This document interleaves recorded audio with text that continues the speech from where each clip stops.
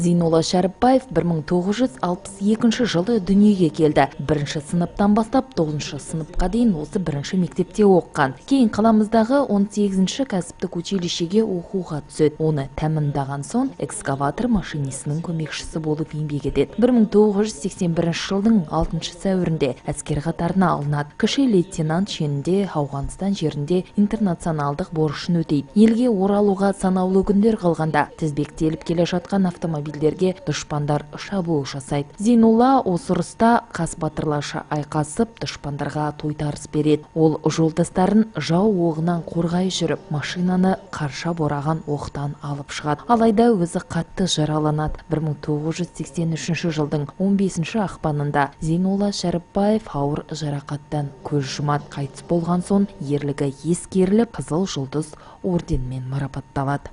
Афган соғысында қатысқан біздің жерлестеріміз аз емес, бірақ та осылай сол жақта қайтыс болған, өмірін үзген, жараланған азаматтар бар.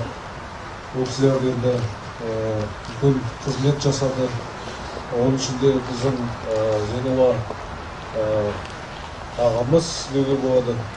Ол үлкен ерлік жасап, осы өздеріне жанында тұрған солдаттарды, офицерлерді қорғап, ерлік жасап, осыны алтын жұлдыз орденімен марапатталған.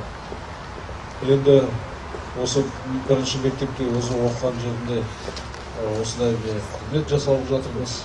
Ол ертеңгі күні біздің жастарымызға да үлкен үлгі. Бүгінде Екібастұзда жауынгер туып өскен көшеге оның есімі берілді.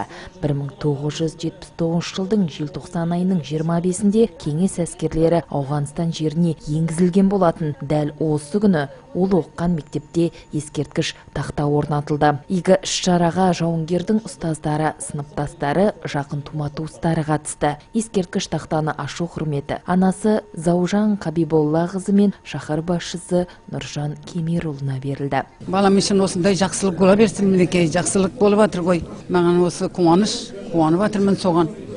Не істеймін енді? Құдай жатқан жері жарық болсын, топырағы торқа болсын, жаны жәннетте, тәні рахатта болсын өзінің. Құдайның салғанына бәріне де көнесің де, көресің де. Аспанымыз ашық болсын, отанымызға тыныштық берсін. Тек балалар бақытты болсын. Кейін жиналғандар мектеп қабырғасында өткізілген дөңгелек үстелге қатысып, Зейнолла Шәріпбаевтың өмірі туралы естеліктерімен бөлісіп, көз жастарын тия алмады. Не бывает чужих матерей, чтобы мы никогда не видели слезы.